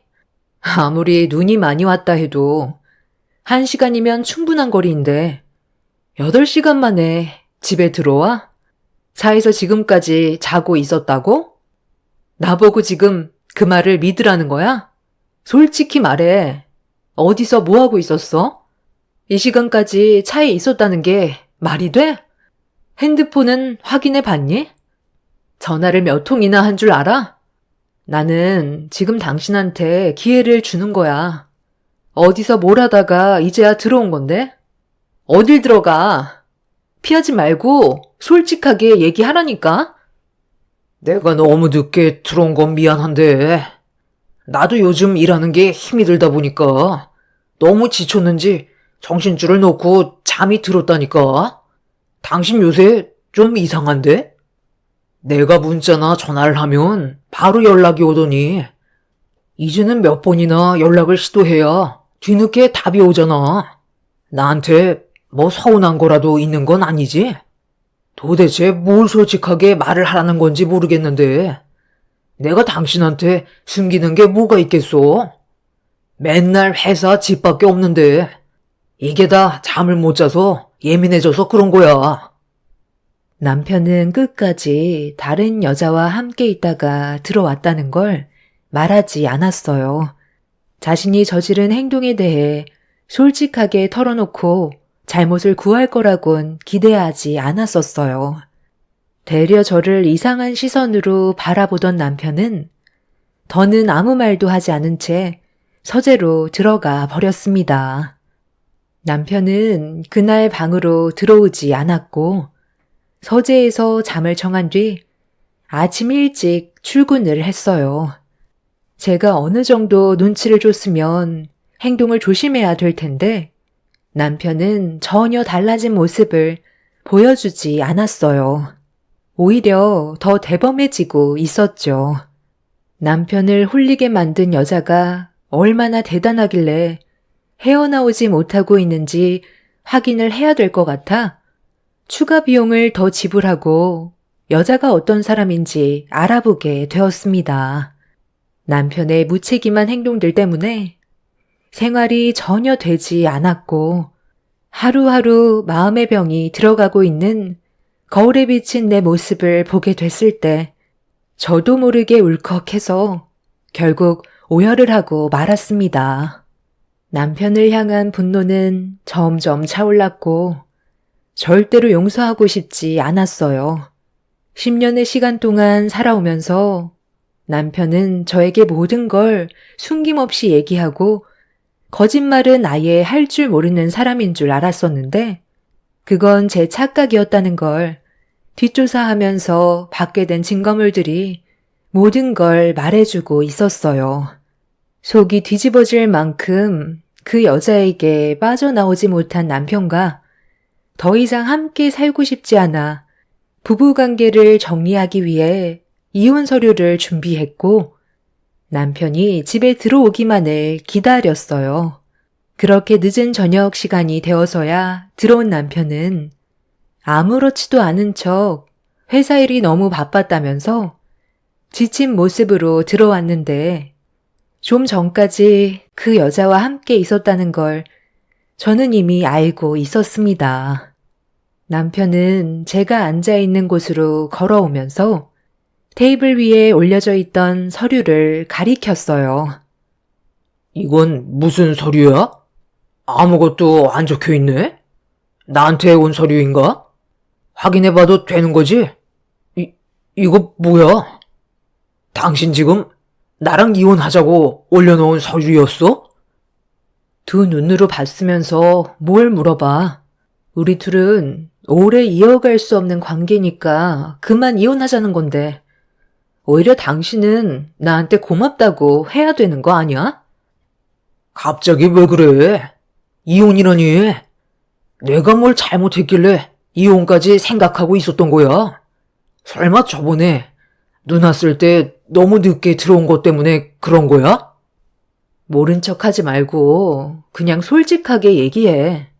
이혼 서류를 내밀었으면 당신이 저지른 행동에 대해 내가 어느 정도 알고 있다는 건데 왜 끝까지 숨기려 들어? 꼬리가 길면 밟힌다더니 어떻게 알게 된 거야? 내 딴에는 그래도 철저하게 숨긴다고 한 건데 요즘 너무 티나게 행동을 했나? 언제부터 알고 있었어? 당신이 나한테 구두를 선물해 줬을 때부터 그 여자한테는 진심으로 마음에서 우러나와 주는 선물이었고 나는 잔소리 듣고 싶지 않아서 입막음용으로 어쩔 수 없이 주는 구두였어.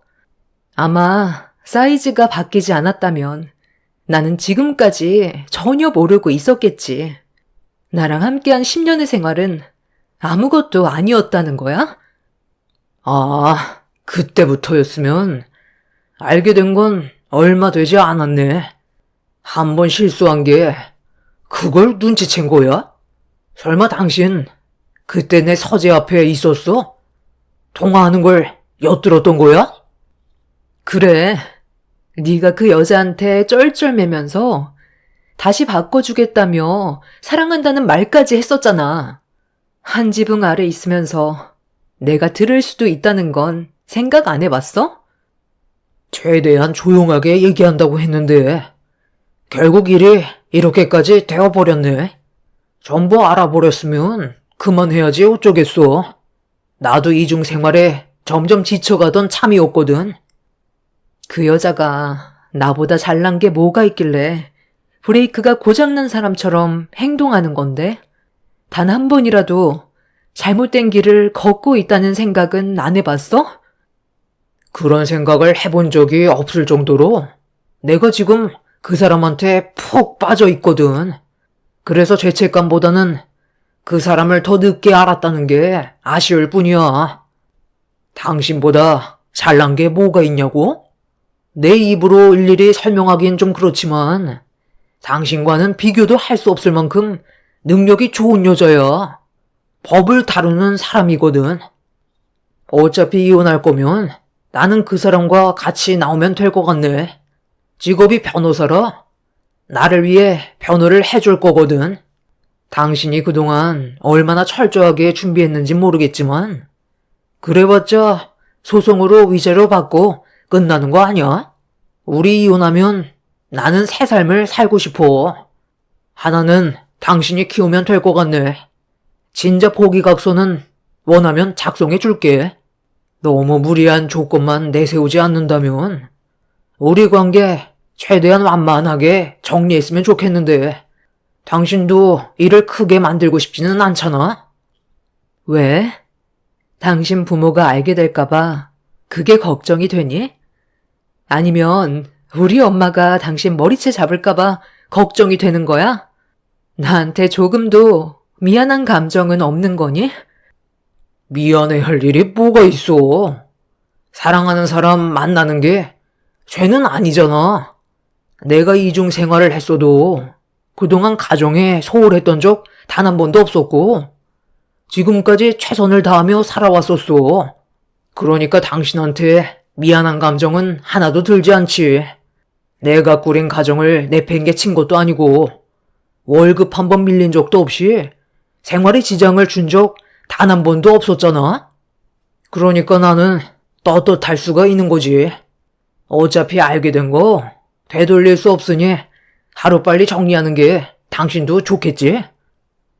양심의 가책을 느끼지 않는 당신이 오히려 더 무서운 사람인 거야. 다른 사람들은 바람 피우다 걸리면 잘못을 인정하고 용서라도 구하지. 그 여자가 평생 당신 옆에 있어줄 것 같니? 더 능력 좋은 남자가 나타나면 버리고 갈 수도 있다는 건 생각 못 해봤어? 네가 알고 있는 변호사인 그 여자 100% 믿고 있니? 남편은 저 몰래 그 여자와 꽤 오랜 기간 만나왔으면서 모든 걸 전부 알고 있는 것 같지는 않았어요.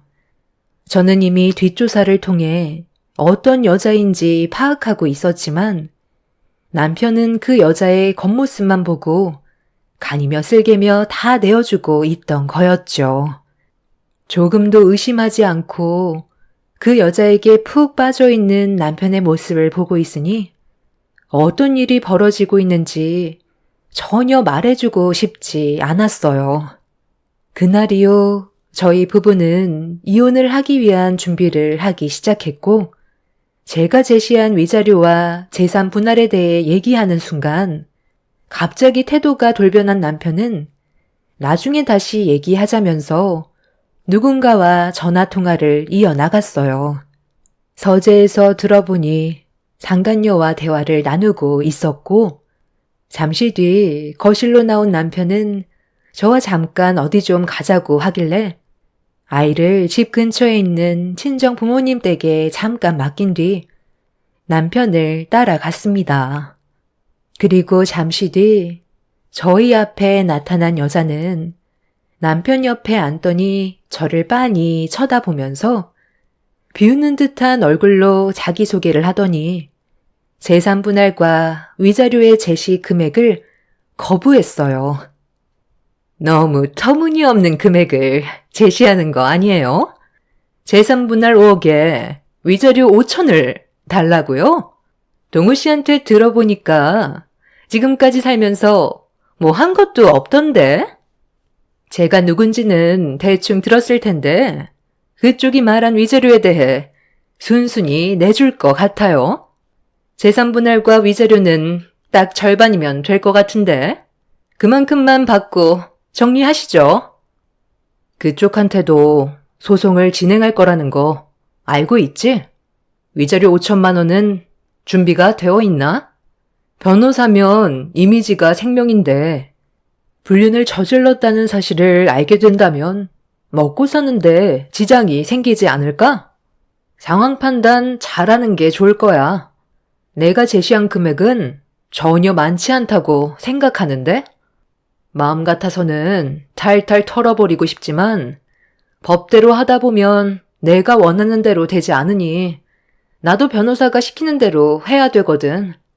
조율할 생각도 없고 제시한 금액에 대해서는 무조건 받아야 될 것 같으니 일을 크게 만들지 않는 게 좋을 거야.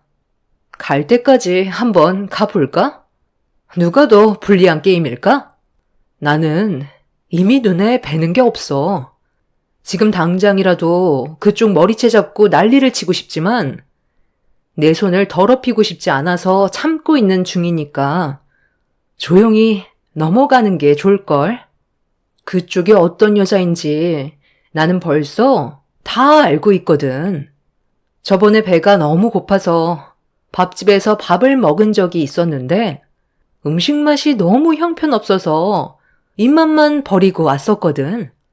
지금 기분이 그때랑 너무 똑같은 것 같은데 우리 초면은 아닌 것 같은데 그쪽은 기억이 잘 나지 않나 봐.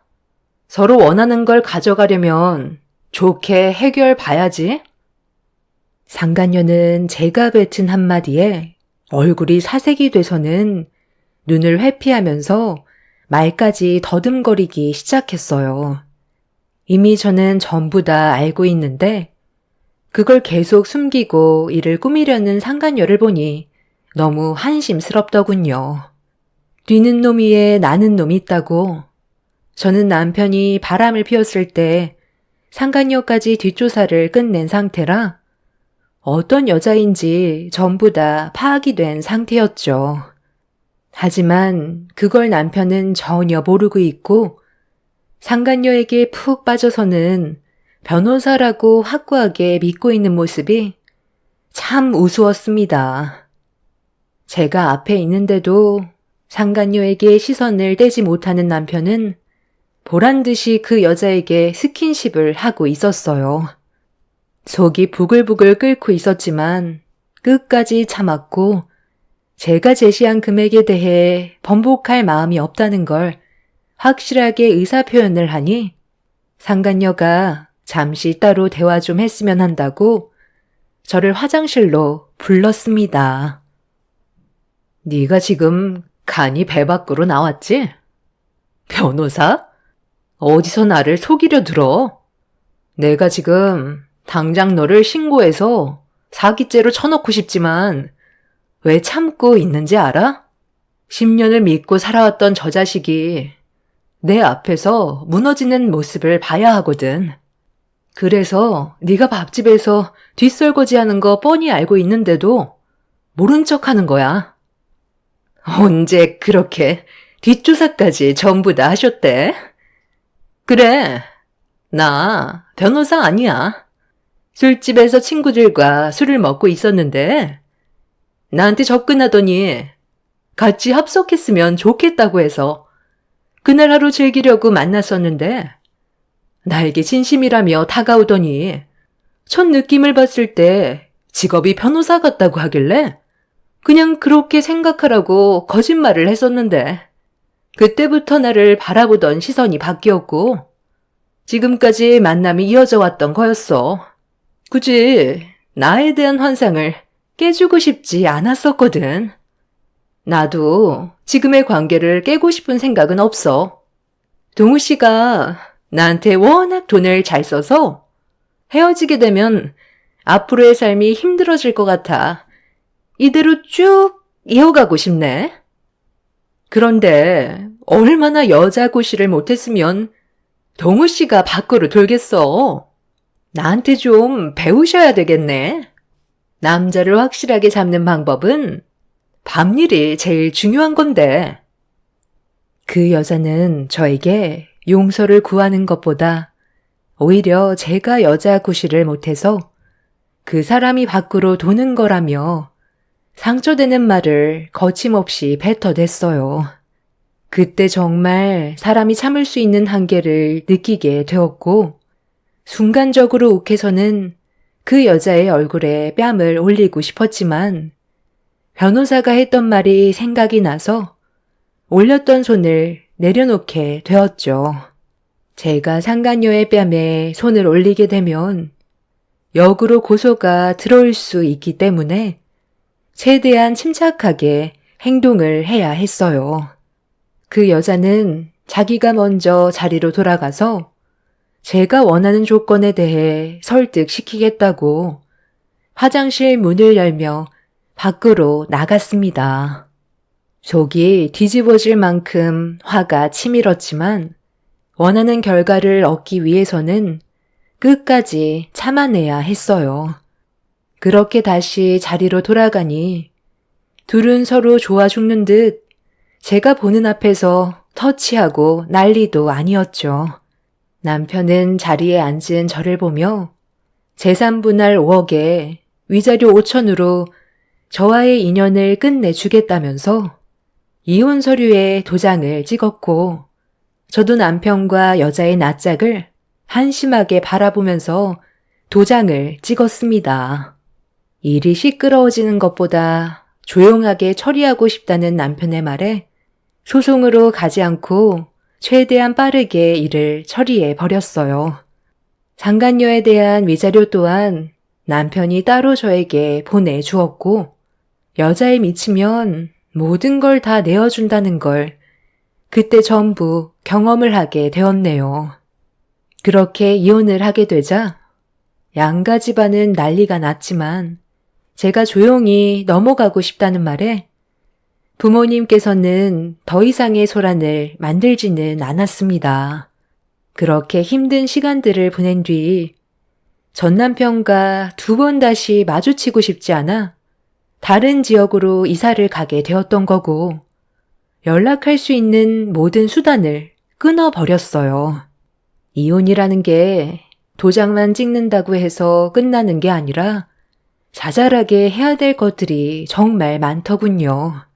10년을 함께 살아왔으니 제 삶에서 남편의 흔적을 지우는 건 쉽지가 않았습니다. 그렇게 몇 달의 시간을 걸쳐 모든 걸 끊어내게 되었고 2번 다시 만날 일이 없을 거라 생각했었는데 어느 날 부모님한테 연락이 왔어요. 남편이 친정에 다녀갔었다며 저를 찾고 있다는 거였죠.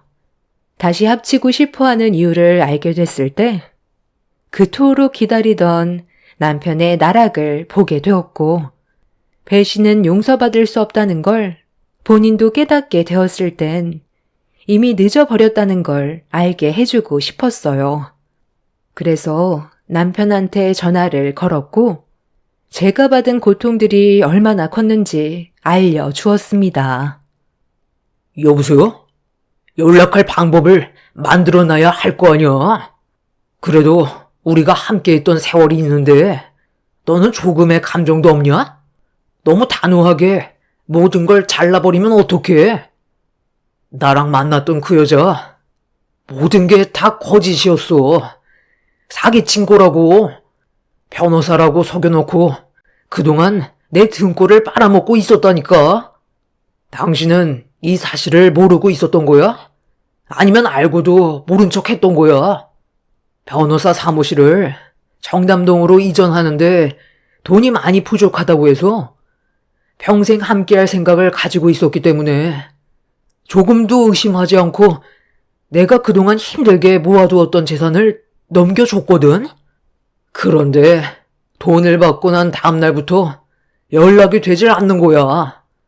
정말 믿고 싶지 않았는데 내 돈을 보고 접근했던 거였어. 경찰에 신고를 해둔 상태이지만 언제 잡힐지 몰라 발만 구르고 있는 상황이야. 당신도 나 때문에 상처를 받았지만 나도 그 여자에게 배신을 당한 거라고. 우리 둘은 똑같이 피해자고 과거의 잘못된 일들을 다시 바로잡을 기회는 충분히 있다고 생각해. 우리 다시 시작하자. 하나 엄마, 앞으로 내가 정말 잘하도록 노력할게. 진짜 정말 끝까지 당신은 비열하고 치사하구나. 나한테 진심으로 용서를 구하는 게 먼저 아냐? 그 머리로 어떻게 지금까지 살아왔는지 정말 대단하다. 당신에 대한 내 사랑이 모자랐어? 당신에 대한 내 헌신이 부족했어? 대체 왜 날 배신한 건데? 나를 버리고 그 여자를 선택했을 때 당신의 그 차가웠던 눈동자는 영원히 잊지 못할 거야. 용서? 용서도 다 때가 있는 거야. 우리는 법적으로 이제 남이고 다시 합칠 마음 눈꼽만큼도 없으니까 2번 다시 연락하지 마. 잠깐만. 당신은 그 여자가 밥집에서 일하는 여자라는 걸 설마 알고 있었어? 생각해보니까 꼭 모든 걸 알고 있는 것처럼 행동하지 않았어? 솔직하게 말해봐. 내가 그걸 어떻게 알아? 나는 전혀 모르겠는데? 요새 변호사는 밥집에서 뒷설거지도 하나 보지? 반푼이 동우야. 앞으로는 정신 차리고 제대로 살길 바래. 남편은 끊지 말라며 과거의 잘못된 행동들에 대해 미안하다면서 그동안 저에 대한 고마움을 잊고 살아서 잠깐 딴 길로 눈을 돌렸었던 거라고. 다시 합치자고 했지만 더는 들어주고 싶지 않아 전화를 끊어버렸습니다. 제가 그 여자에 대해 모든 걸 알고 있었다는 사실을 지금에서야 얘기한다면 저에게 불이익이 오게 되는 건 뻔한 상황이기 때문에 아무 말도 하지 않았어요. 최근에 그 여자는 지방으로 도피했다 잡혔는데 돈을 전부 탕진해서 사기죄로 옥살이 중이라는 소식을 접하게 되었고 남편은 제가 만나주지 않자 친정을 계속 찾아가길래 경찰서에 신고해서 접근 금지를 신청해 놓은 상태입니다. 그 사람과 처음 결혼 생활을 했었을 땐 정말 좋은 남자라고 생각했었는데 이런 이중적인 성향을 가지고 있었을 거라곤 상상조차 하지 못했어요. 평생 자신의 잘못된 행동들에 대해 되돌아보고 앞으론 정신 차리고 살길 바랄 뿐입니다. 저도 이제 진짜 나를 위해 살아가려고요. 더 늦지 않게 모든 일들이 정리된 것만도 감사할 뿐입니다. 지나간 과거 전부 잊어버리고 앞만 보며 열심히 살다 보면 저에게도 좋은 날이 찾아오겠죠. 제 사연 들어주신 분들 무더운 날씨 항상 몸조심하시고 여러분들의 가정에는 언제나 평안하시길 바랍니다. 감사합니다.